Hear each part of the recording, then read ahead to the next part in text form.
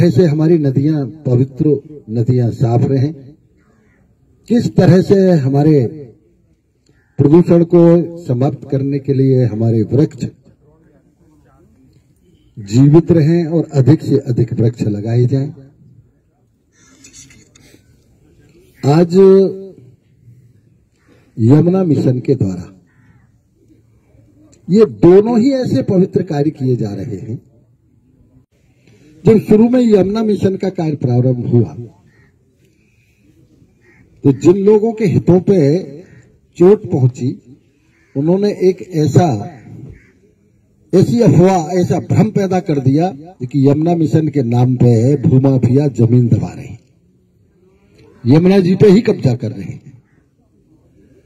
जैसे जैसे आप लोगों ने कार्य किया और जैसे जैसे ही इस कार्य में प्रगति आती गई, आज यमुना मिशन को प्रत्येक ब्रजवासी सराहना करते हुए नहीं थकता है।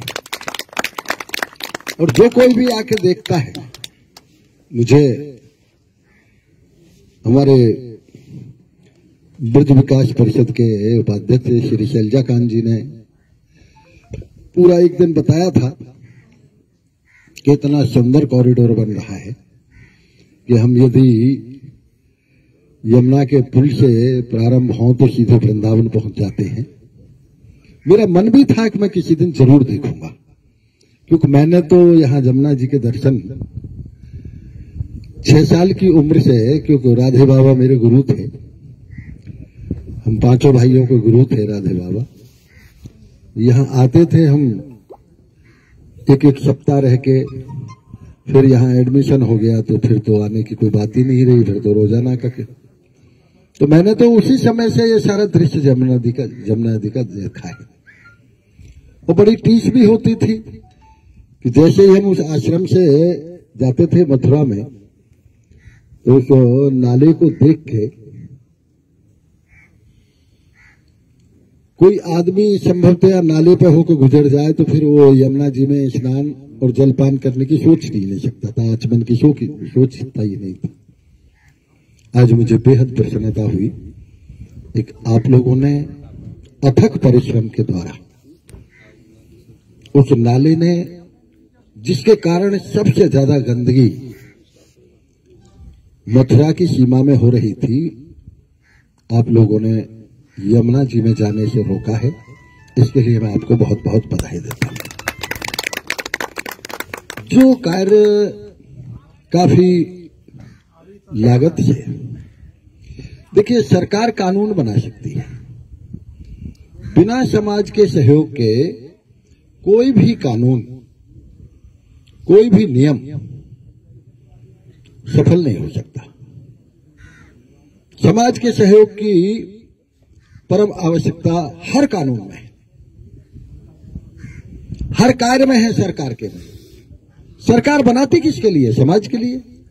और बिना समाज के वो पूरा हो ही कैसे सकता है? ये इतना महान कार्य यमुना मिशन के द्वारा आप लोगों ने किया है, जितना अनेक वर्षों में सरकारों के द्वारा किया जाता है। इतना महान कार्य आप लोगों ने किया है। मैं आदरणीय मुख्यमंत्री जी को इसके बारे में पूरा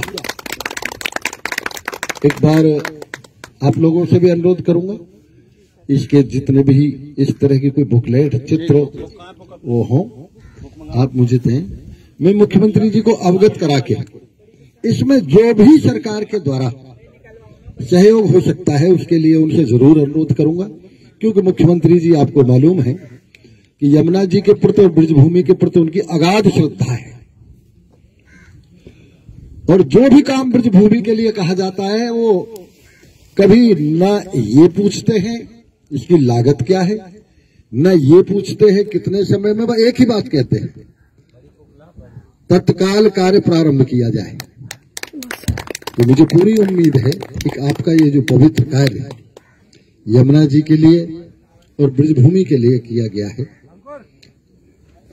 यमुना मैया को अकेले ब्रजभूमि में नहीं, पूरे देश और पूरी दुनिया में यमुना मैया को पूजा जाता है, यमुना मैया के आचमन के लिए।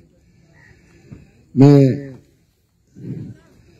लेकिन 2 दिन ऐसे हैं कि जब मैं यमुना मैया में स्नान करता हूं पितृपक्ष में, और दूसरा कभी कभी भैया दूज पे जब मैं जाता हूं, जब बहुत से लोग कहते भी हैं अरे ऐसा करो ना, एक डिब्बे में है यमुना जल मंगवा लो यहीं घर, उसमें डाल लेना।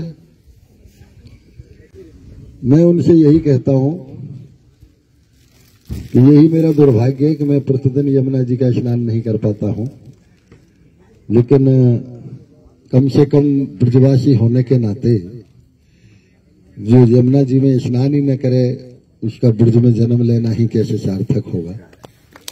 ऐसी यमुना जी की पवित्रता के लिए आप लोगों ने जो महान कार्य किया है, मैं इसके लिए आपको बहुत बहुत बधाई देता हूं।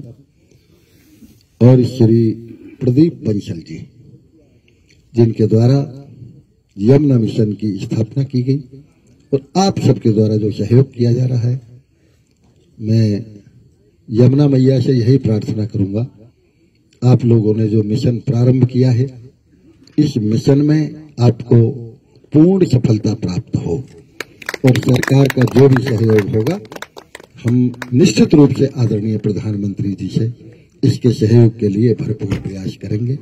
आप सबका हृदय से बहुत बहुत स्वागत, बहुत बहुत अभिनंदन।